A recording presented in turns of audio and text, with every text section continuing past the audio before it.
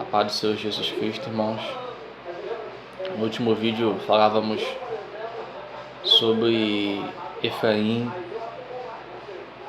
especificamente no livro do profeta Oséias, né? Vemos ali nos filhos de Oséias revelações que Deus traz a nós. Quando meditamos bem no assunto, nós podemos enxergar o que Deus ele realmente quis fazer, o propósito de Deus na rejeição a Efraim. E quando Deus promete novamente se compadecer de Efraim, citando os dois filhos do profeta Oséias, a gente vê como Paulo e Pedro, eles compreenderam bem isso, né? Relacionando esse assunto aos gentios, relacionando esse assunto à entrada dos gentios no povo de Deus, na descendência de Abraão, né? Então essas coisas são coisas que a gente não tem como desconsiderar, né? Já que nós estamos meditando nesse assunto, né? Então a gente percebe que aí Deus traz algo para nós meditarmos, quando Deus promete que Ele é novamente favorecer a desfavorecida e é chamar o não povo meu de meu povo, e os gentios ali brotando, e os gentios ali entrando por meio dessa profecia. Isso tudo a gente leva para a cruz de Cristo, isso tudo a gente leva para o corpo de Cristo, que na verdade, quando Cristo ele morreu na cruz, isso é algo que requer muita atenção da nossa parte, até porque muitas coisas são reveladas na cruz de Cristo, né? Vários e vários assuntos, como até mesmo o último assunto que nós tratamos nos últimos vídeos, acerca dos mandamentos, da tábua de pedra. A gente vai ver que aquele assunto ali vai convergir na cruz de Cristo, né? E aqui também, referente a as casas de Israel, a casa de Efraim e a casa de Judá, né, que foram repartidas, né? Houve uma divisão das 12 tribos. Então essas duas casas viraram inimigas, né? A gente falou aqui que a casa de Efraim, a casa de Israel, né, aqui tinham as 10 tribos, elas se desviaram, e depois de um tempo Samaria veio a se tornar a capital de Efraim. Jerusalém continuou sendo a capital da casa de Judá, como até hoje, mas a capital da casa de Efraim veio a ser Samaria. Quando você vai no Novo Testamento, por exemplo, quando você vai nos 4 evangelhos e você quer enxergar a casa de Efraim, você vai enxergar na figura de Samaria. Quando Jesus fala com a mulher samaritana, João capítulo 4, aí você vai ver muitas revelações acerca de Efraim, porque Efraim estava situada em Samaria. Por isso que a mulher, né, ela disse a Jesus: olha, os nossos pais adoram nesse monte, agora os judeus dizem que se adora em Jerusalém. Ou seja, Efraim adorava o Senhor nos montes que os seus pais adoravam, mas só que os judeus adoravam em Jerusalém, onde ficava o santuário do Senhor. Só que Jesus disse: olha, é chegada a hora, e a hora chegou, que o Pai está atrás de verdadeiros adoradores, que adoram em espírito e em verdade. Ou seja, não vai ser mais nesses montes, não vai ser mais em Jerusalém, mas aqueles que adoram o Senhor em espírito e em verdade. E mesmo ali em João capítulo 4 você vai achar muitas revelações ali. É algo muito profundo. Você pode depois meditar João capítulo 4 e você vai ter revelação ali do Espírito de algumas coisas em relação a esse assunto que nós estamos estudando. Mas havia uma divisão muito grande, por isso que os judeus não se davam com os samaritanos, e nem os samaritanos com os judeus. Por isso que houve uma dificuldade, até mesmo naquela conversa no início, quando Jesus pediu água para aquela mulher disse: como pode tu, sendo judeu, né, falar comigo que sou samaritana? Porque havia uma dificuldade nesse relacionamento. Os judeus não se davam com os samaritanos.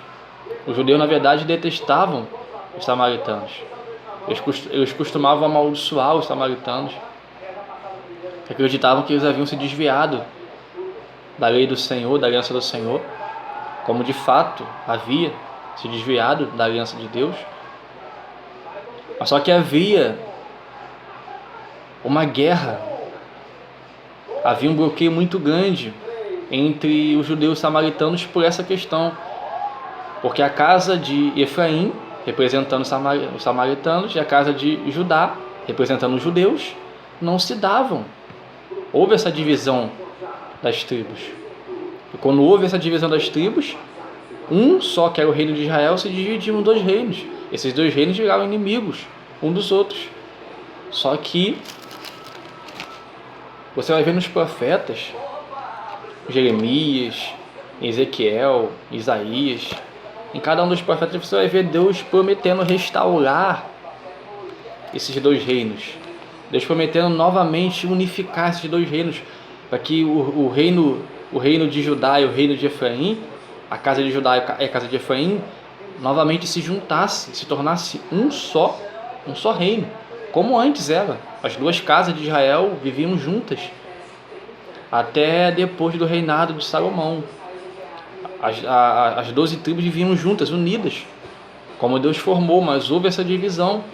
E depois dessa divisão, Deus havia prometido que novamente iria unificar as duas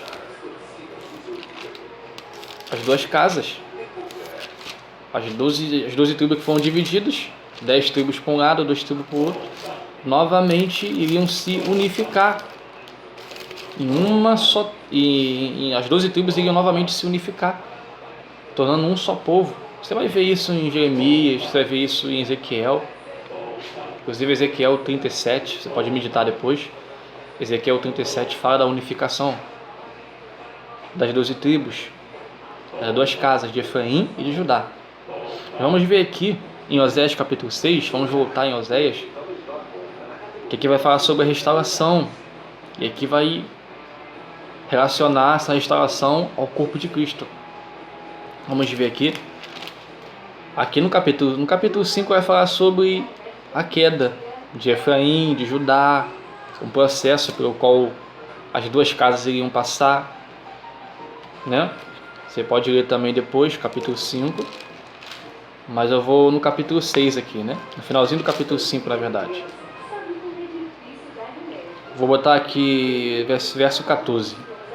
Oséias, capítulo 5, verso 14, diz assim: porque para Efraim serei como um leão, e como um leãozinho para a casa de Judá, e eu mesmo os despedaçarei, né? Deus falando, eu os despedaçarei, e ir-me-ei embora, arrebatar-ei, e não haverá quem os livre, acerca da casa de Judá e acerca da casa de Efraim. Verso 15: irei e voltarei para o meu lugar, até que se reconheçam culpados e busquem a minha face. Estando eles angustiados, cedo me buscarão, dizendo: vinde e tornemos para o Senhor, porque ele nos despedaçou e irá nos sarar. Fez a ferida e a ligará. Então você vê que é como se houvesse uma conversa das duas casas, dizendo: vinde e tornemos para o Senhor, porque ele nos despedaçou, ele nos feriu, e ele vai nos sarar. Fez a ferida e ele ligará, ou seja, o Senhor, ele fez a ferida no seu povo, as duas casas, e ele, com essa ferida, através dessa ferida, ele vai atrair as duas casas para ele, e depois que ele fez a ferida, ele vai sarar a ferida, vai ligar a ferida. E no verso 2, primeiro diz que ele fez a ferida, no verso 1, no verso 2 diz assim: depois de 2 dias, nos revigorará. Ao terceiro dia nos levantará e viveremos diante dele. Não sei se você já conseguiu enxergar algo muito profundo aqui, mas quando chega nessa parte, o profeta Oséias está relacionando isso com a morte de Cristo, com o corpo de Cristo. Que está falando de uma ferida, né? Está falando que ele vai despedaçar as duas casas, no verso 1, vai fazer uma ferida, vai criar uma ferida, e depois o próprio Senhor vai sarar essa ferida. Ele vai dizer, depois de 2 dias, nos revigorará, e ao terceiro dia nos levantará e viveremos diante dele. Ele está falando sobre o corpo de Cristo. Ele está falando sobre a morte de Cristo. Ou seja, primeiro ele despedaça as duas casas. Ele causa uma ferida nas duas casas. Isso é relacionado à morte de Cristo. E você vai ver que depois de 2 dias nos revigorará e ao terceiro dia nos levantará, apontando para a ressurreição de Cristo. Porque nós sabemos que o nosso pecado foi levado à cruz do Calvário. Nosso pecado foi imputado no corpo de Cristo. Nossa condenação, nossa transgressão, aquilo que era contra nós, as dívidas que nós tínhamos, elas foram todas imputadas no corpo de Cristo. E o nosso velho homem foi o quê? Crucificado com Cristo. Então você vê o profeta Oséias relacionando as duas casas, né? O processo pelo qual elas iam ser abatidas, né? Feridas, e a restauração das mesmas. Ele está relacionando isso com o corpo de Cristo. Ele está relacionando isso com a forma com que Deus trabalhou também com o seu Filho Jesus. Porque Deus também despedaçou Jesus. Porque Deus também fez com que a sua ira viesse sobre Jesus. E nós, na verdade, estávamos ali. Cristo estava representando as nossas próprias vidas. Cristo estava representando o seu povo rebelde, o seu povo transgressor. Então a ira de Deus que caiu sobre Jesus, na verdade, tinha que cair sobre nós, sobre o seu povo que transgrediu a aliança, sobre o seu povo que foi rebelde aos seus mandamentos. Então quando a ira de Deus cai sobre Jesus, na verdade ela está caindo sobre o povo dele. E Jesus está pagando o preço, Jesus está dando o seu próprio corpo, oferecendo o sacrifício em nosso lugar. Então o profeta Oséias está relacionando aqui as duas casas de Israel como se elas tivessem sido levadas à cruz com Cristo. Havia uma inimizade, né? Havia uma divisão, mas Deus levou elas na cruz com Cristo.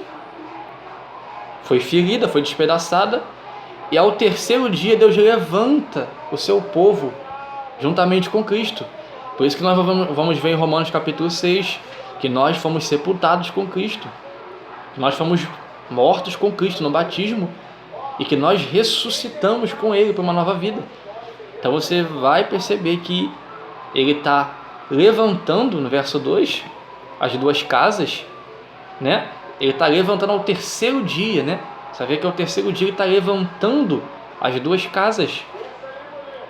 Isso representado no corpo de Cristo. Ele está ressuscitando ao terceiro dia, levantando as duas casas, e assim vai unificar as duas casas, tornando as duas casas, os dois reinos, em um só corpo, em um só reino. Nós estamos aqui nesse meio, né? Ou seja, aqui o profeta Oséias está trazendo uma revelação muito profunda, que o apóstolo Paulo mesmo, ele entende isso. O apóstolo Paulo, vamos ver lá em Efésios capítulo 2.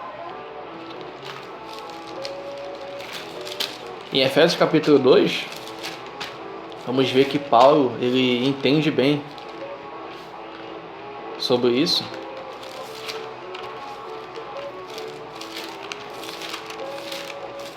Ele tem uma revelação do Espírito Santo. Mas ela não é uma revelação nova, é algo que estava oculto somente. E Deus fez com que o Paulo viesse a ter entendimento disso.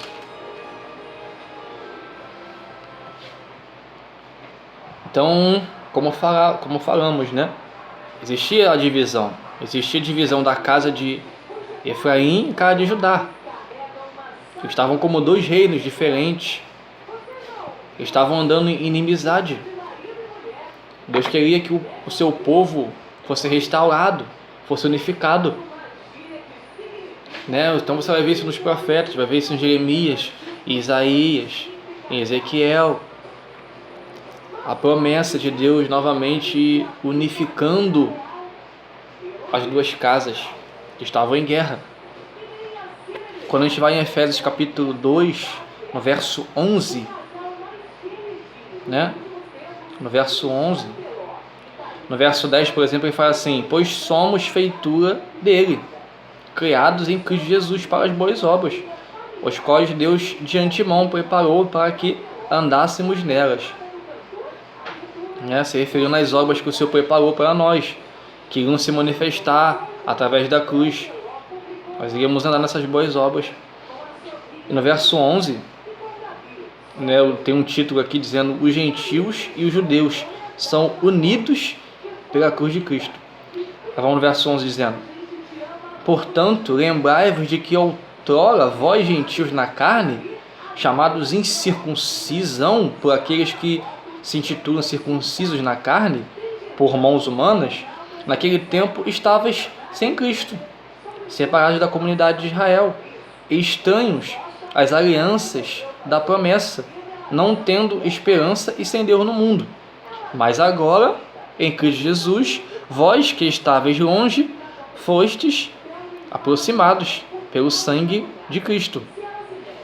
Isso daqui também está relacionado à desfavorecida e o não meu povo.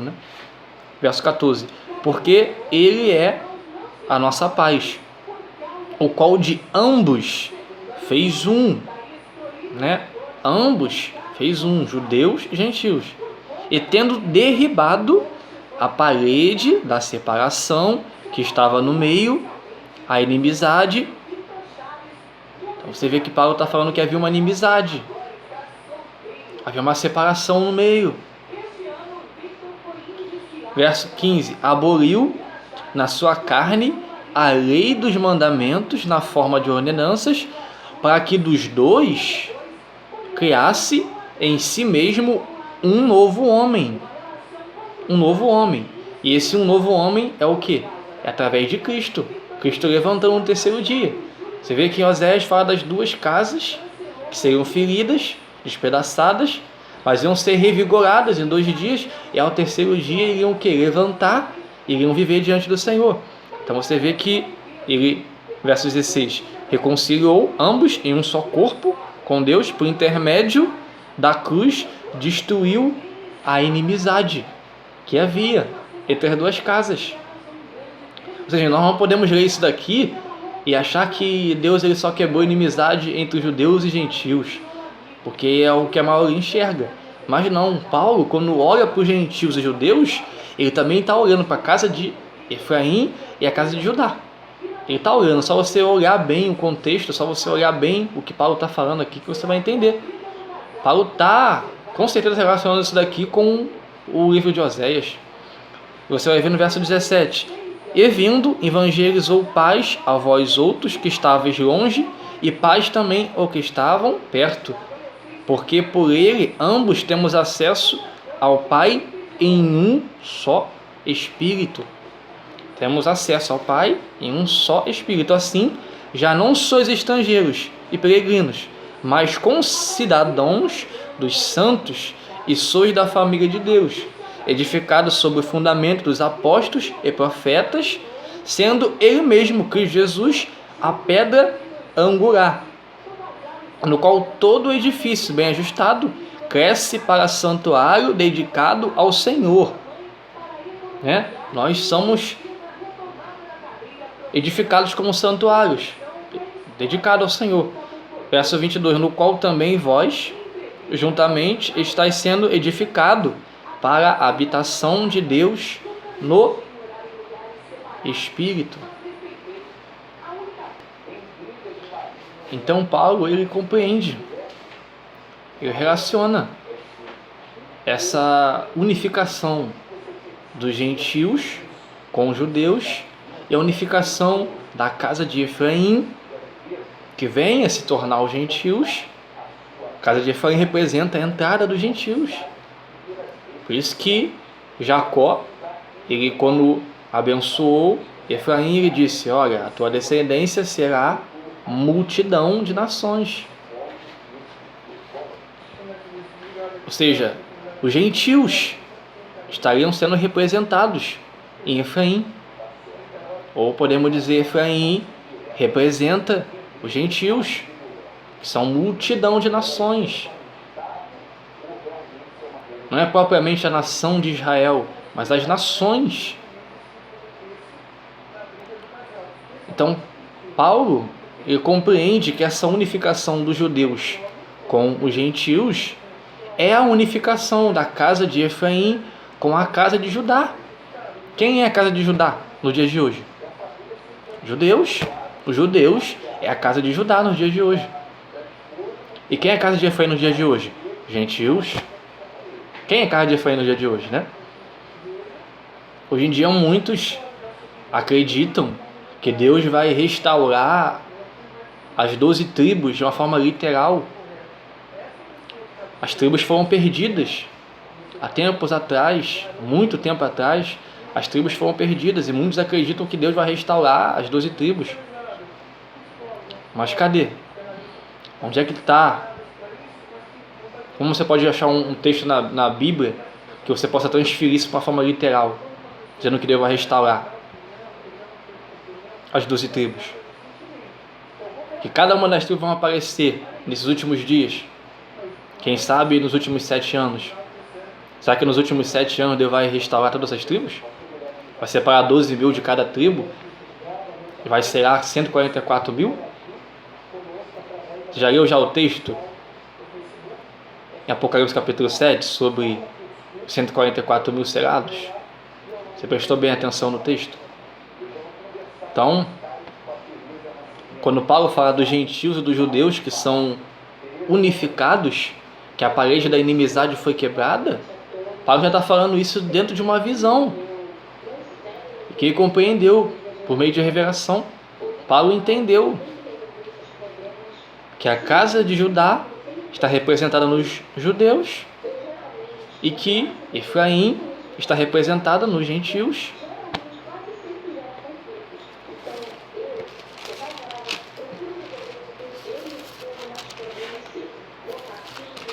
E dentro desse entendimento, podemos meditar muito. Conforme os amados foram lendo depois as passagens, os amados vão poder compreender mais, vão achando alguns textos, alguns versículos, pode até compartilhar conosco, né? Para que venhamos ser edificados juntamente. Mas em Romanos 9, para meditarmos aqui, por exemplo, no verso 6, Romanos 9, verso 6, vai dizer assim: e não pensemos que a palavra de Deus haja falhado, porque nem todos os de Israel são de fato israelitas, nem por serem descendência de Abraão são todos os filhos. Não, mas em Isaque será chamado a tua descendência. Em Isaque, segundo a promessa. Isto é, estes filhos de Deus não são propriamente os da carne, né? Quem aí é filho de Abraão? Eu creio que eu sou filho de Abraão, né? Então vai dizer que, isto é, estes filhos de Deus não são propriamente os da carne, mas devem ser considerados como descendência os filhos da promessa. Porque a palavra da promessa é esta: por este tempo virei e Sara terá um filho. Então você percebe que nem todos os os de Israel são de fato israelitas. E nem todos os da carne, né, da linhagem de Israel, nem todos esses são de fato israelitas e descendentes de Abraão. Mas a gente vai perceber que a descendência de Abraão, ela vai vir sendo estabelecida, sendo confirmada pela fé, né? Você pode meditar também em Romanos capítulo 4 também, né? Não vou ler aqui. Você pode meditar em Romanos capítulo 4, você vai ver muitas coisas profundas aí também em relação a isso. Mas, por exemplo, em Mateus capítulo 3, na pregação de João Batista, né? Pregação de João Batista, Mateus capítulo 3, verso 8 diz assim: produzi, pois, frutos dignos de arrependimento, e não comeceis a dizer entre vós mesmos, temos por pai Abraão, porque eu vos afirmo que destas pedras Deus pode suscitar filhos a Abraão. Ou seja, quem se justificava dizendo, eu sou filho de Abraão, e por isso não se arrependia? Os fariseus, os saduceus, eram judeus, eram da tribo de Judá, tribo de Benjamim, eram homens que eram descendentes de Abraão segundo a carne. Porém, o que disse João Batista? Dessas pedras Deus pode suscitar filhos a Abraão. Se essas pedras ouvirem e crerem e guardarem a palavra, se arrependerem, elas sim vão ser filhos de Abraão. Porque um filho de Abraão se reconhece como? Assim, a marca será o arrependimento, a marca será a fé no Filho de Deus. Essa será a marca dos filhos de Abraão. Essa será a marca de um descendente de Abraão. Então, quando Deus ele olha do céu hoje em dia, lembrando que a promessa foi dirigida a quem? Aos filhos de Abraão. Aos filhos de Abraão, eles que vão entrar na terra que os seus pais pisaram. Abraão pisou naquela terra, Isaac, Jacó, e a descendência de Abraão pisará naquela terra e herdará aquela terra.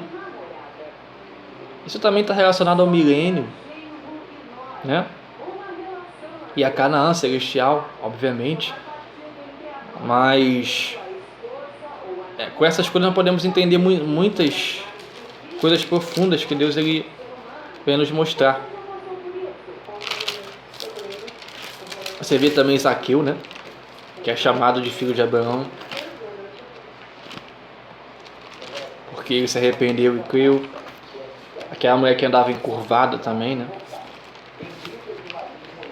Mas nos dias dos apóstolos, Deus não havia ainda restaurado as 12 tribos de Israel.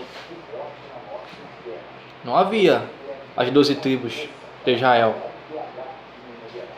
Deus não havia restaurado. Haviam tribos que estavam perdidas, a maioria delas. Se a gente for ver em Tiago, por exemplo, Tiago capítulo 1, quando o apóstolo Tiago inicia sua carta, falando com a igreja, ele vai dizer assim: Tiago, servo de Deus e do nosso Senhor Jesus Cristo, as 12 tribos que se encontram na dispersão. Saudações. Ele está falando com a igreja do Senhor. Ele está falando com um povo de Deus, que Tiago também entendia sobre a casa de Efraim e a casa de Judá. Entendia a unificação, né? Eu vou, antes de eu fechar esse vídeo, nós vamos ler aqui os 144 mil selados, né? Vou falar bem rápido sobre isso, né? Depois vocês vão meditando. No capítulo 7 de Apocalipse vai dizer assim: depois disso, vi 4 anjos em pé, nos 4 cantos da terra, conservando seguros os 4 ventos da terra, para que nenhum vento soprasse sobre a terra, nem sobre o mar, nem sobre árvore alguma. Vi outro anjo que subia do nascente do sol, tendo o selo do Deus vivo, e clamou em grande voz aos 4 anjos, aqueles aos quais fora dado fazer dano à terra e ao mar, dizendo: não danifiques nem a terra nem o mar, nem as árvores, até serarmos na fronte os servos do nosso Deus. Então, ouvi o número dos que foram selados, que era 144.000, de todas as tribos dos filhos de Israel. Aí vai dizer aqui, né?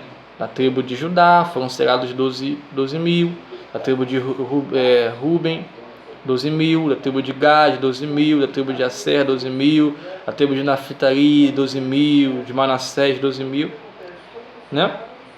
Até o verso 8 vai falar sobre os selados, né? 12.000 de cada tribo, né? 12.000 de cada tribo, dando 144.000. Até o verso 8. E no verso 9, João ele vai mudar de assunto aqui, aparentemente. Só que no verso 9, as pessoas, na verdade, quando olham para esse texto aqui, elas cortam, né?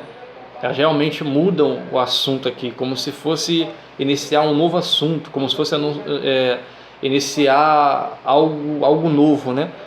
Só que no verso 9 ele vai dizer assim: depois dessas coisas, que são 144.000 selados, depois dessas coisas vi, e eis grande multidão, que ninguém podia enumerar.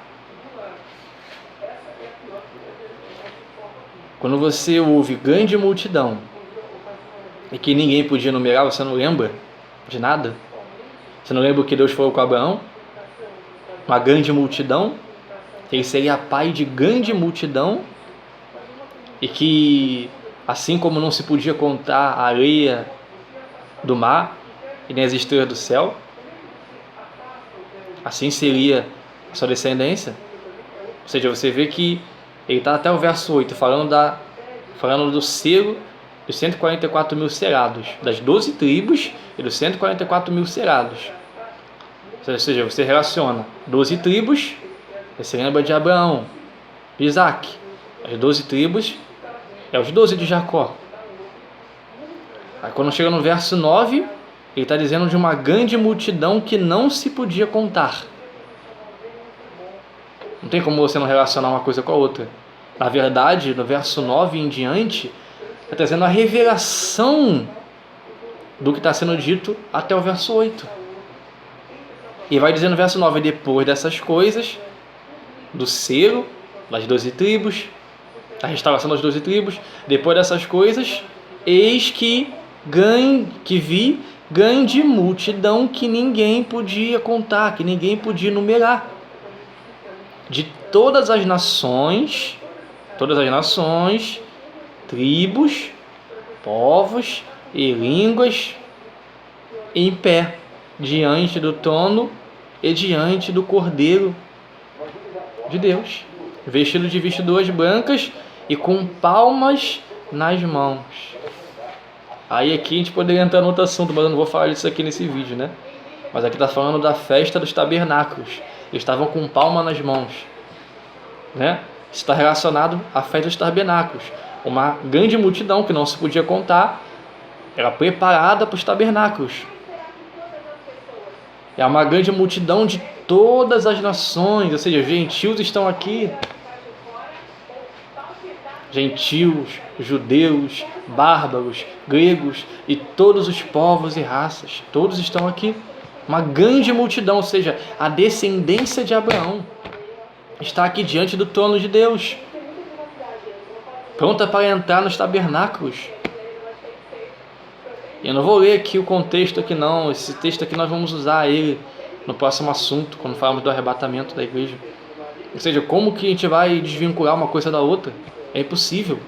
Não tem como desvincular esse povo aqui com os 144.000 selados.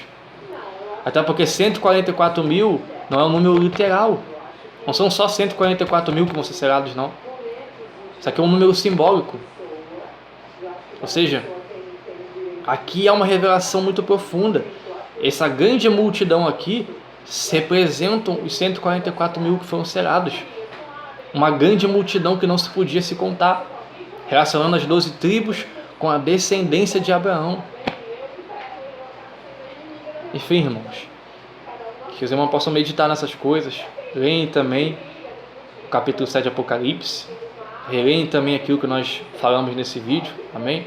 No próximo vídeo a gente fecha esse assunto, em nome de Jesus.